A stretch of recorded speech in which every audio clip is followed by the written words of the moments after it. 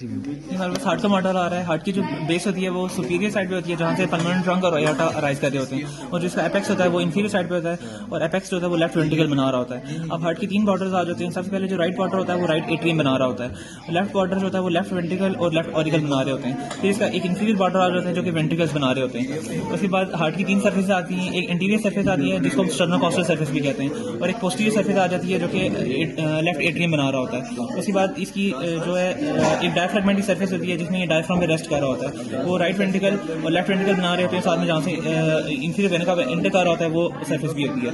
उसके बाद जो राइट एट्रियम होता है, हार्ट की 4 चैम्बर्स होते हैं। एक राइट एट्रियम होता है, राइट वेंट्रिकल, फिर लेफ्ट एट्रियम जो होता है वो पोस्टीरियर साइड से नजर आता है हमें, और एक लेफ्ट वेंट्रिकल होता है।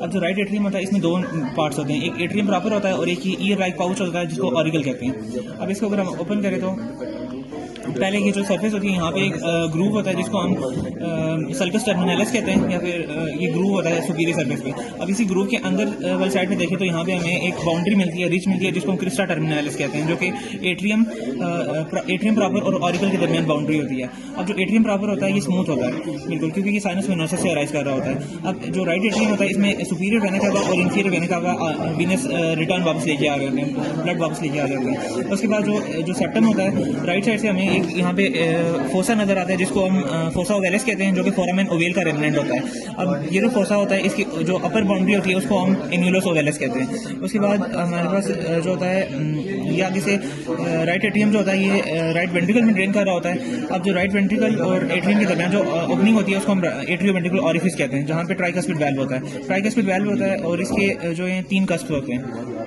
उसके बाद राइट वेंट्रिकल आ जाता है।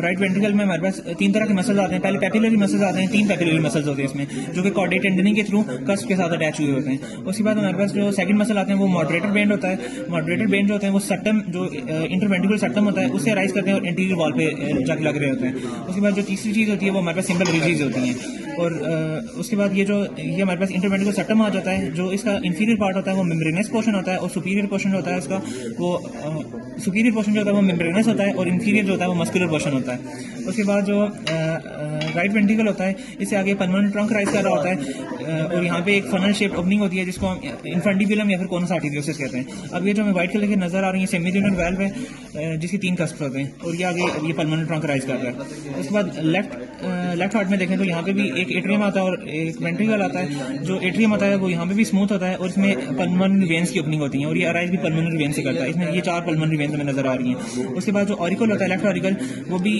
उसमें रिजिस होते हैं जिसमें पैक्टिनेट मसल्स होते हैं। ये एट्रियम प्रिमिटिव एट्रियम से अराइज करता है। उसके बाद जो लेफ्ट वेंट्रिकल होता है इसमें 2 तरह के मसल्स होते हैं। एक पैपिलरी मसल्स होते हैं, इसमें 2 पैपिलरी मसल्स हैं, एक ये आ गया दूसरा ये आ गया। इसमें ये कॉर्डेट टेंडनी के थ्रू वैल्व के कस्प के साथ अटैच हुआ होता है। अब ये जो वैल्व होता है इसको माइट्रल वैल्व या फिर बाइकस्पिड वैल्व कहते हैं। उसके बाद जो लेफ्ट वेंट्रिकल में उसके अलावा पैपिलरी मसल्स के अलावा जो होते हैं रिजिज होती हैं सिंपल, इसमें मॉडरेटर बेंड जो है वो नहीं होता। उसके बाद जो इसकी वॉल थिकनेस होती है वो 3 टाइम ज्यादा होती है as compare to right ventricle. उसके बाद जो राइट वेंट्रिकल होता है यहाँ से जो है एओर्टा राइज कर रहा होता है। ये जो वैल्व हमें नजर आ रहा है एओर्टिक वैल्व है, इसके भी 3 कस्प होते हैं। एक राइट कोरोनरी कस्प होता है, एक लेफ्ट कोरोनरी कस्प होता है, और एक पोस्टीरियर नॉन कोरोनरी कस्प होता है। राइट कोरोनरी कस्प के करीब से हमारे पास ये जो है राइट कोरोनरी आर्टरी राइज कर रही होती है, और लेफ्ट कोरोनरी कस्प ये है इसके साथ से लेफ्ट कोरोनरी आर्टरी राइज कर रही होती है। उसके बाद जहाँ पे ये वेल्व बन रहा होता है उससे ऊपर उससे थोड़ा सा साथ एक फनल शेप ओपनिंग होती है जिसको हम वेस्टिब्यूल कहते हैं, एओर्टिक वेस्टिब्यूल। उसके बाद ये एओर्टा राइज कर रहा है, और ये हमारे पास राइट कोरोनरी आर्टरी और ये लेफ्ट कोरोनरी आर्टरी है।